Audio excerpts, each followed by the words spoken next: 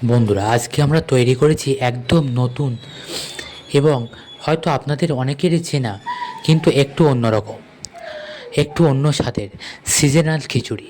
এটা ঠাকুরের ভোগেও দেওয়া যাবে, আর বাড়িতে আপনারা নিরামিষ দিনে রান্না করেও খেতে পারবেন। খুবই পুষ্টিকর এই সিজনাল খিচুড়ি।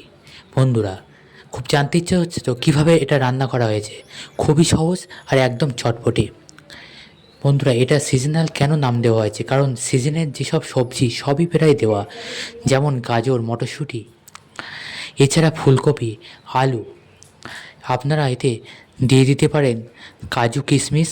আমরাও এখানে ব্যবহার করেছি। আপনারা মূলো মনে করলে এর মধ্যে মূলও অ্যাড করতে পারেন। এর জন্য প্রথমে আমরা মুগ ডাল ভেজে নিয়ে একটা হাঁড়ির মধ্যে সিদ্ধ হতে দিলাম। প্রথমে ডালটা একটু ফুটে সিদ্ধ হতে থাকবে। এদিকে আমরা সমস্ত রকমের সবজিগুলো কেটে নিয়েছি। ছোট ছোট করে গাজর কুচি করে নিলাম, আছে ফুলকপি। এরপরে এখানে আপনারা দেখতে পাচ্ছেন মটরশুঁটি ছাড়ানো, কিশমিশ, কাজু বাদাম, পরিমাণ মতন আমরা চিনি নিয়ে নিয়েছি। মশলার মধ্যে গোটা মশলায় নিয়েছি গোটা গরম মশলা, তেজপাতা, শুকনো লঙ্কা, কাঁচা লঙ্কা।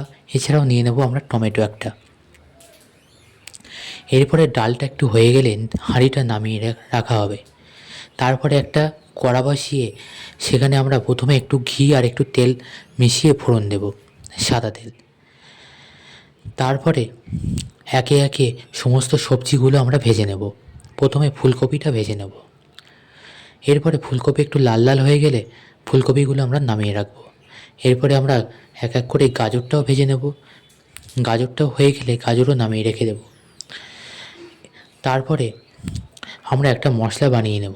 এই মশলাটা তৈরির জন্য প্রথমে আমরা সাদা তেল অথবা ঘিও দিতে পারেন। আপনারা ঘি দিলে একটু বেশি টেস্ট হবে। এর মধ্যে আমরা প্রথমে দিয়ে দেব তেজপাতা, দুটো বড় বড় তেজপাতা, 4টে শুকনো লঙ্কা, গোটা গরম মশলা। আমরা দিয়ে প্রথমে নাড়তে থাকবো। একটু ভাজা ভাজা হয়ে গেলে এর মধ্যে গুঁড়ো মশলা আমরা অ্যাড করব।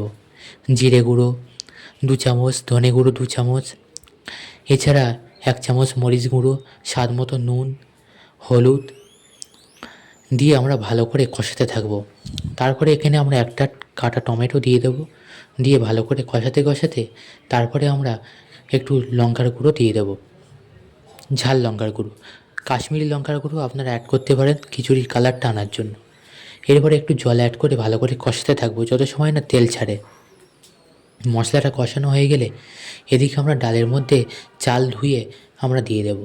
এরপরে চালটা একটু হয়ে আসলে তখন এই কষানো মশলাগুলো আমরা খিচুড়ির হাঁড়ির মধ্যে দিয়ে দেব। দিয়ে ভালো করে নাড়তে থাকব।